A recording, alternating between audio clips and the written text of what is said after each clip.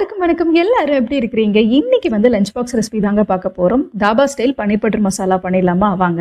அது ஃபர்ஸ்ட் சப்பாத்திக்கு தாங்க மாவு பிசைஞ்சிட்டு இருக்கேன். சப்பாத்திக்கு மாவு பிசையும் போது கொஞ்சம் கொஞ்சமா தண்ணி ஊற்றி நல்லா அழுத்தம் கொடுத்து பிசையணுங்க. அப்புறம் அது மாவு 20 நிமிஷமாவது ஊறணும். மேலே கொஞ்சம் எண்ணெயும் அப்ளை பண்ணிக்கணும், இல்லைன்னா ட்ரை ஆகிடும். இப்போ வாங்க பன்னீர் பட்டர் மசாலா பண்ணிடலாம். ஒரு ஜாரில் 2 பழுத்த தக்காளி, 1 இன்ச்சு இஞ்சி, 5லேருந்து 6 பல்லு பூண்டு, அப்புறம் கொத்தமல்லியோட ஸ்டெம் மட்டும் கொஞ்சம் எடுத்துக்கணும். அப்புறம் 2 teaspoon Kashmiri chilli powder, 1/4 teaspoon ஜீரக பொடி, 2 டீஸ்பூன் தனியா பொடி. அப்புறமா வந்து நான் 15 நிமிஷத்துக்கு முன்னாடியே சுடு தண்ணியில் ஊற வச்ச ஒரு 10 கேஷ்யூ நட்ஸை சேர்த்துக்கிறேங்க. தேவையான அளவு உப்பு.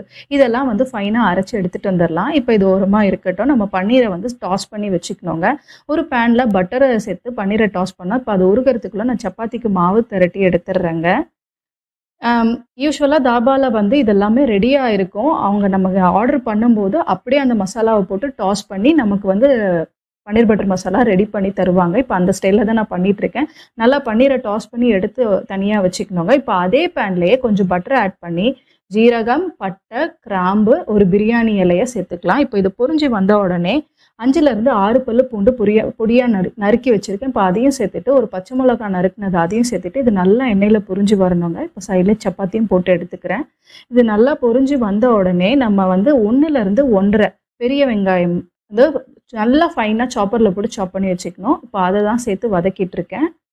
இப்போ இது நல்லா வதங்கின உடனே இந்த வெங்காயத்துக்கு தேவைப்படுற 1/2 teaspoon Kashmiri chilli powder, 1/2 teaspoon தனியா பவுடர், 1/4 டீஸ்பூன் ஜீரக பொடி. ஆல்ரெடி நம்ம தக்காளி மசாலாவுக்கு சேர்த்துட்டோம். இந்த வெங்காயத்துக்கு தேவையான மசாலா மட்டும் இப்போ சேர்த்து நல்லா வதக்கிக்கலாம். இப்போ நம்ம அரைச்சி வச்சு இந்த பேஸ்ட்டையும் போட்டுக்கலாம். இப்போ நம்ம தண்ணியே ஊற்றக்கூடாதுங்க. இது நல்லா சுருண்டு வர வரைக்கும் 10 நிமிஷம் ஆகுங்க. இது கரெக்டாக கையால் வதக்கிக்கிட்டே இருக்கணும், கைவிடக்கூடாது. அப்பப்போ நடுவில் நம்ம வந்து தேவையான அளவு சக்கரை சேர்த்துக்கலாம். பன்னீர் பட்டர் மசாலாவுக்கு சக்கரை மஸ்ட்டுங்க.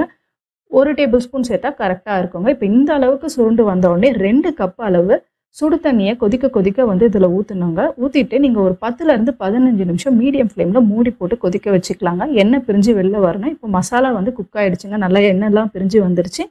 இப்போ நம்ம வந்து டாஸ் பண்ணி வச்சுருந்த பன்னீரை இது கூட சேர்த்துக்கலாங்க. ஆல்ரெடி பன்னீர் 2 மினிட்ஸ் டாஸ் பண்ணிவிட்டோம். அதனால் ரொம்ப நேரம் குக் ஆகக்கூடாது. இன்னும் ஒரு 3 மினிட்ஸ் கழித்து நம்ம ஓப்பன் பண்ணி பார்த்துட்டு உப்பெல்லாம் கரெக்டாக இருக்கான்னு பார்த்துட்டு நம்ம வந்து ஃபைனல் டச் கொடுத்துடலாங்க. ஃபைனலாக என்ன ஆட் பண்ணணும்னா நல்லா ரோஸ்ட் பண்ணி க்ரஷ் பண்ண கசூரி மேத்தியும் பொடி பொடியாக சாப் பண்ண கொத்தமல்லி இலையும் தூவிடலாங்க.